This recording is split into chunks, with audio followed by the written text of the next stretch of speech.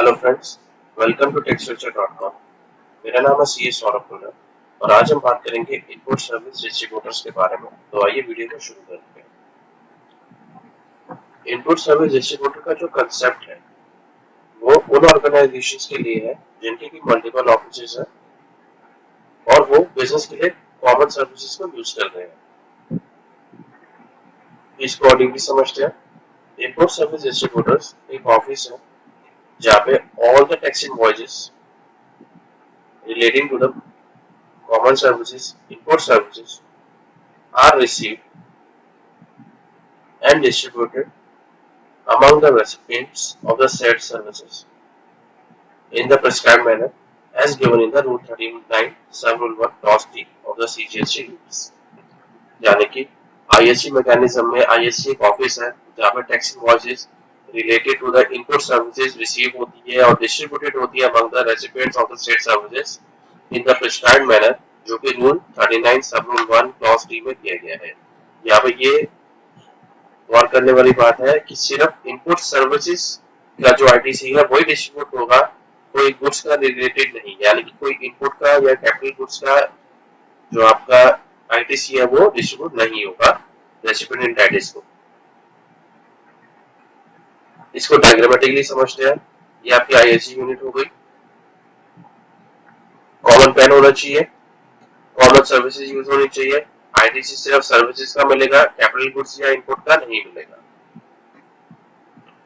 Registration के लिए जो हेड ऑफिस और आईएससी यूनिट है आपको वो सेपरेटली रजिस्ट्रेशन लेना पड़ेगा आईएससी यूनिट के अंदर, apart from the normal registration.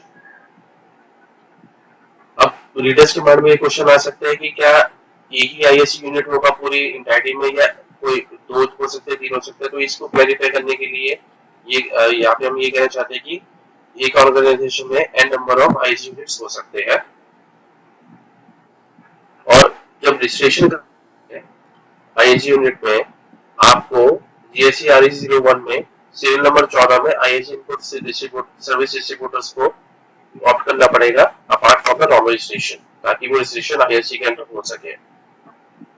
Diagram से समझते हैं। सेपरेट रजिस्ट्रेशन होना चाहिए आईएससी के अंदर, एनी नंबर ऑफ आईएससी हो सकते हैं। Serial number 14 of the GST 01 में आप इसको ऑप्ट कर सकते हैं। अब इस पर बात करते हैं मैनर की कि कैसे डिस्ट्रीब्यूट होगा। वो स्पेसिफाई किया गया सेक्शन 14 में, read with rule 39 and by issuing the invoice as per rule 51 sub rule 1 में। अब यहाँ पे जो आईएससी का कंसेप्ट है ये क्यों लाया गया? पहली बात तो कि जो सर्विसेज है उसको उसके जो आईटीसी है उसको डिस्ट्रीब्यूट करने के लिए लाया गया विद इन द ऑर्गेनाइजेशन। दूसरा, अरिथमेटिकल एक्यूरेसी को चेक करने के लिए। फॉर एग्जांपल आपका 100 रुपीज का आपको आईटीसी और सर्विस रिसीव हुआ, अब आपको जो डिस्ट्रीब्यूट करना है वो 100 ही करना है। अब इस केस में कि 100 की बजाय 110 ना हो जाए या 90 ना हो जाए, उसको आईटीसी उसको इंश्योर करने के लिए आईटीसी का कंसेप्ट लाया गया, सेपरेट कंसेप्ट ही इंट्रोड्यूस करा गया। अब आईटीसी जो डिस्ट्रीब्यूट होगा वो सिर्फ रेसिपिएंट ऑफ द सर्विसेज में डिस्ट्रीब्यूट होगा, ना ही कहीं अदर यूनिट्स को डिस्ट्रीब्यूट होगा। अब इसको एग्जांपल के तौर पर समझते हैं। एक एक्सवाईजेड लिमिटेड कंपनी है, उसका जो हेड ऑफिस या आईएससी यूनिट है वो है दिल्ली में सिचुएटेड, और एक्सवाईजेड लिमिटेड का जो आपका यूनिट्स है वो दिल्ली, गुड़गांव एंड मुंबई में है। कंपनी ने कोई मार्केटिंग सर्विसेज ली किसी एडवर्टाइजिंग एजेंसी से, जो कि सिर्फ ली गई दिल्ली और गुड़गांव के लिए, जिसके ऊपर आईटीसी बना 9 लाख रुपीज। अब जो आईटीसी है वो डिस्ट्रीब्यूट होगा बिटवीन दिल्ली एंड गुड़गांव में, क्योंकि वो सेल रिसिपिएंट्स के लिए यूज किया गया है। अब जो रेशियो है एग्रीगेट टर्नओवर और रेलेवेंट पीरियड का कंसेप्ट है, वो हम इसको नेक्स्ट टाइम में समझते हैं कि कैसे ये रेशियो डिसाइड होगी। जो रेसिपिएंट जिनका टर्नओवर है प्रीसीडिंग फाइनेंशियल ईयर में, उसके लिए, और जो ऑपरेशनल है उसका प्रीसीडिंग फाइनेंशियल ईयर का टर्नओवर लिया जाएगा रेशियो पर्पस के लिए। अब और यहाँ पे एक कंसेप्ट और यहाँ पर है कि अगर फॉर एग्जांपल किसी भी रेसिपिएंट का कोई टर्नओवर नहीं है प्रीसीडिंग फाइनेंशियल ईयर में, तो उसका जो जिस महीने में आप आईटीसी दे रहे हो उससे प्रीवियस क्वार्टर के टर्नओवर को कंसीडर किया जाएगा for the purpose of ratio.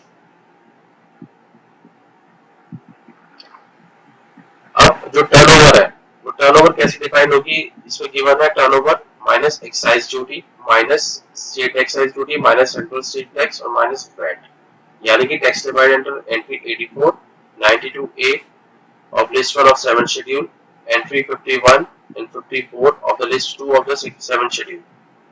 अब यहाँ पे एक बार मैं दोबारा आपको एक्सप्लेन कर देता हूँ कि ये वाला कंसेप्ट क्या है। फॉर एग्जांपल किसी कंपनी ने जो आपका आईटीसी है वो फॉर एग्जांपल है जुलाई 2020 का। अब यहाँ पे जो आपका आईटीसी है वो इस रेसिपिएंट का टर्नओवर नहीं था प्रीसीडिंग फाइनेंशियल ईयर में, तो हम इसमें क्या लेंगे, अप्रैल मई जून का टर्नओवर लेंगे रेशियो की कैलकुलेशन करने के लिए। इस अब यहाँ पे एक और चीज आती है कि मेथड ऑफ डिस्ट्रीब्यूशन क्या होगा। अगर आईटीसी कोई आईजीएसटी वाला है तो वो आईजीएसटी में डिस्ट्रीब्यूट होगा। अगर कोई सीजीएसटी एसजीएसटी या यूटीजीएसटी है, अगर सेम सेट है तो सर सीजीएसटी और एसजीएसटी में डिस्ट्रीब्यूट होगा, नहीं है तो आईजीएसटी में डिस्ट्रीब्यूट हो जाएगा। अब ये यहाँ तक तो हमने बात करी कि रेशियो क्या होनी चाहिए, रेशियो कैसे डिस्ट्रीब्यूट होगी, एग्रीगेट टर्नओवर क्या है, रेलेवेंट पीरियड क्या होगा, और आपका मतलब कि मैनर क्या होगा कि आईजीएसटी आईजीएसटी में जाएगा, सेम सेट है तो सीजीएसटी का सीजीएसटी में चला जाएगा, सेम सेट नहीं है तो आईजीएसटी में चला जाएगा। अब ये कैलकुलेट कैसे होगा, इसका फॉर्मूला क्या है तो उस पर बात करते हैं। फॉर्मूला है इसका C1 is equal to bracket open T1 divided by T bracket close multiply by C, यानी कि C1 इसमें ITC attributable to the respective unit, T है आपका aggregate of the turnover of all the units to whom the ITC is attributable, T1 है turnover of the recipient during the relevant period, ITC to be distributed C। इसको example से समझते हैं। XYZ limited का head office है गुड़गांव में और वे आईएससी के मैकेनिज्म में रजिस्टर्ड है।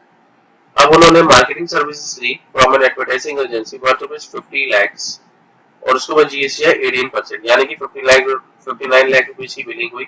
50 लाख रुपीज में टैक्सेबल वैल्यू और 9 लाख रुपीज का जीएसटी। अब जो एक्सवाइजेड लिमिटेड है वो 3 यूनिट्स है गुड़गांव, दिल्ली और मुंबई में। उनकी जो टर्नओवर है वो है 1.5 सीआर गुड़गांव की, दिल्ली की है 2.5 सीआर, मुंबई की है 4.5 सीआर।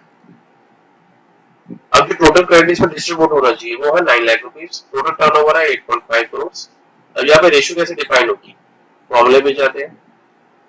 रेशियो आपका होगा define 1.5 divided by 8.5 CR multiply by 100, 17.64% ये गुड़गांव के लिए, दिल्ली के लिए 2.5 CR divided by 8.5 CR multiply by 100, 29.41%, Mumbai के लिए 4.5 CR divided by 8.5 CR multiply 100, 52.95%, यानी कि जो क्रेडिट डिस्ट्रीब्यूट हुआ गुड़गांव के लिए 9 लाख रुपीस मल्टीप्लाई बाय 17.64%, 158760 ये गुड़गांव के लिए, दिल्ली के लिए 9 लाख मल्टीप्लाई बाय 29.41%, 464690 के लिए, मुंबई के लिए 9 लाख मल्टीप्लाई बाय 52.95%, 476550 के लिए, यानी कि जो आईटीसी डिस्ट्रीब्यूट इस मैनर में होगा जो तीनों यूनिट में रेशियो के हिसाब से डिस्ट्रीब्यूट हो गया।